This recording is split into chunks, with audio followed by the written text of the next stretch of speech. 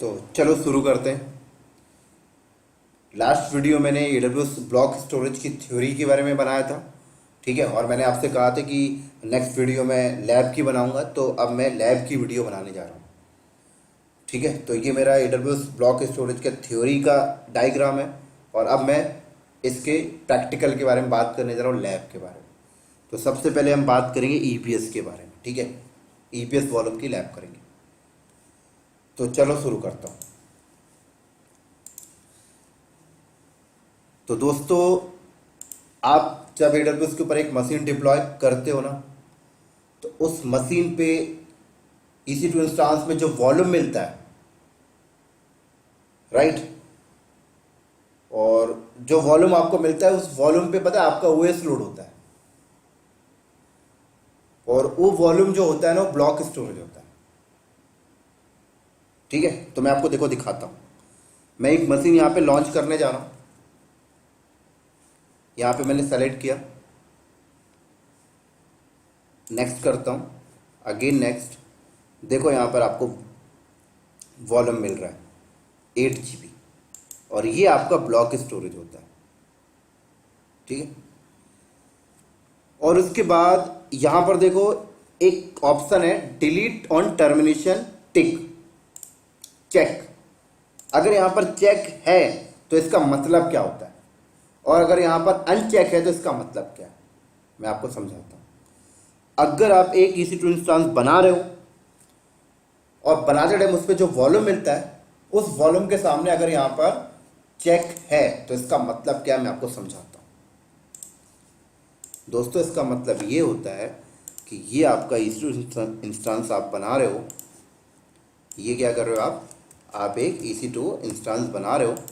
इस EC2 instance में जो 8 GB का वॉल्यूम मिलता है, वो 8 GB का वॉल्यूम इस EC2 इंस्टांस का लोकल नहीं होता, राइट। वो क्या होता है, AWS का स्टोरेज का एरिया से कट के आता है। मैं बात करता हूँ, ये AWS स्टोरेज एरिया है, ठीक है। ये AWS का स्टोरेज एरिया है।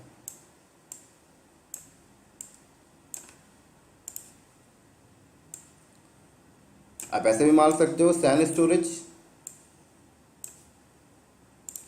तो 8 GB का वॉल्यूम क्रिएट यहां पे होता है, और ये 8 GB का वॉल्यूम यहां से कट के आपके EC2 इंस्टांस पर अटैच हो जाता है, और इस पे आपका OS लोड होता है, ठीक है, जब आप मशीन बनाने जाते हो।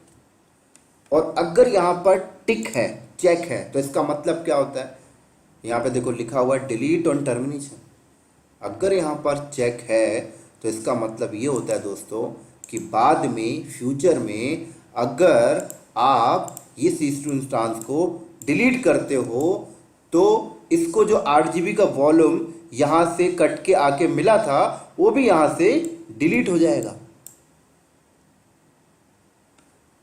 अगर यहाँ पर चेक है तो। अगर यहां पर अनचेक होता, ऐसे होता,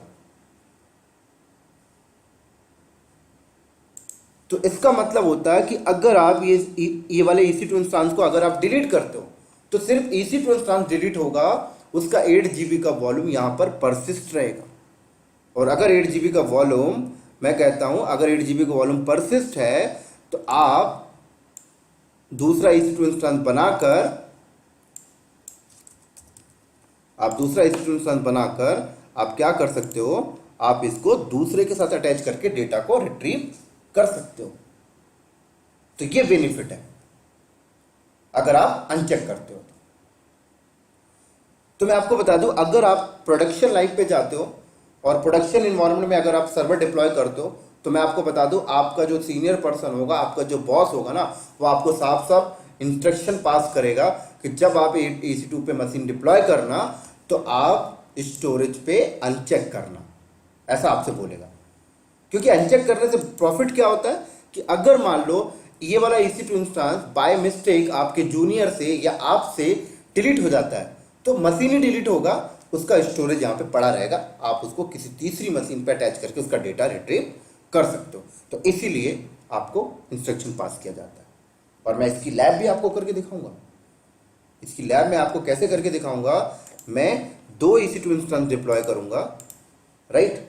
तो दोनों EC2 इंस्टेंस के साथ ये स्टोरेज मिलेगा, लेकिन एक EC2 इंस्टेंस के साथ मैं चेक करके चलूंगा और एक इंस्टेंस के साथ मैं अनचेक करके चलूंगा, राइट। फिर जब मेरा EC2 इंस्टेंस बन जाएगा तो मैं आपको उस AWS के उस वॉल्यूम वाले एरिया की तरफ लेके जाऊंगा जहां पर एक्चुअल में स्टोरेज होता है। मैं आपको दिखाऊंगा कि देखो दोनों मशीन का वॉल्यूम यहां पे आपको नजर आ रहा है। और फिर उसके बाद मैं क्या करूंगा, दोनों के दोनों EC2 इंस्टेंस को डिलीट करूंगा और डिलीट करने के बाद फिर से मैं आपको स्टोरेज वाले पार्ट एरिया की तरफ लेके जाऊंगा और मैं आपको दिखाऊंगा कि देखो आप जब EC2 इंस्टेंस बना रहे थे तो जिस मशीन को बनाते टाइम आपने चेक किया था उसका वॉल्यूम भी डिलीट हो चुका है, और जिस मशीन को बनाते टाइम आपने अनचेक किया था उसका वॉल्यूम आपको यहां पर परसिस्ट है। ये मैं आपको अभी दिखाऊंगा करके। क्लियर? तो चलो करने चलते हैं। ये मैं एक इंस्टेंस बना रहा हूं, यहां पे मैं चेक कर रहा हूं, नेक्स्ट कर रहा हूं, टैग दे देता हूं। नाम में यहां पे मैंने दे दिया machine1, और इंस्टेंस का भी टैग machine1 होगा और इसको जो वॉल्यूम मिलेगा उसका भी टैग machine1 ही होगा, right. Next next next next.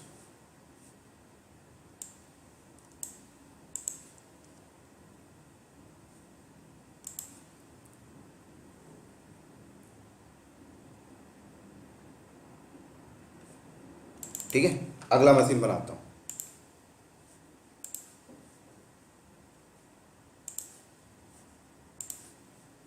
अब इसमें अनचेक कर रहा हूं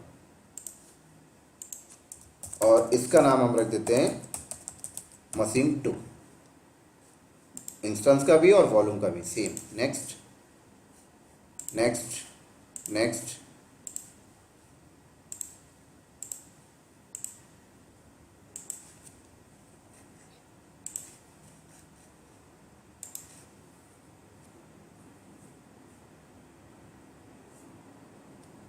तो ये मशीन बन जाने देते हैं। तो देखो मेरा machine1 machine2 बन रहा है अभी, और मैं आपको वॉल्यूम वाले एरिया पे लेके चलता हूँ अभी।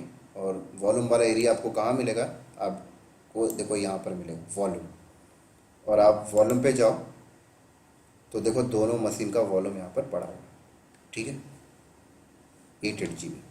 अब मैं आपको मशीन पे लेके जाता हूँ और दोनों मशीन को मैं डिलीट करता हूँ। तो मैंने दोनों को सेलेक्ट किया, एक्शन में गया और यहाँ से मैंने टर्मिनेट किया। टर्मिनेट का मतलब होता है डिलीट। और फिर मैं आपको लेके चलता हूँ दिखाने। डिलीट करने के बाद फिर वॉल्यूम वाले एरिया पे मैं आपको लेकर जाऊँगा और फिर मैं आपको दिखाऊँगा कि machine1 को जब आपने बनाया था तो आपने चेक किया था, और machine2 को बनाया था तो आपने अनचेक किया था। तो machine2 को आपने अनचेक किया था तो machine2 का वॉल्यूम वहां पर परसिस्ट होना चाहिए, ठीक है। तो ये टर्मिनेट हो जाए फिर मैं आपको दिखाता हूं।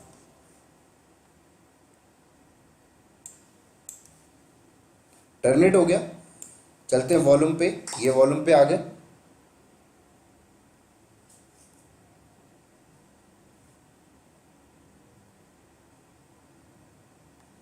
तो देखो यहां पर परसिस्ट है और अवेलेबल है। आप इसको किसी तीसरी मशीन पर अटैच करके इसका डेटा आप रिट्रीव कर सकते हो, ठीक है। तो अभी इस लैब में मैं नहीं कर रहा हूँ, नेक्स्ट वाले लैब पे करूँगा।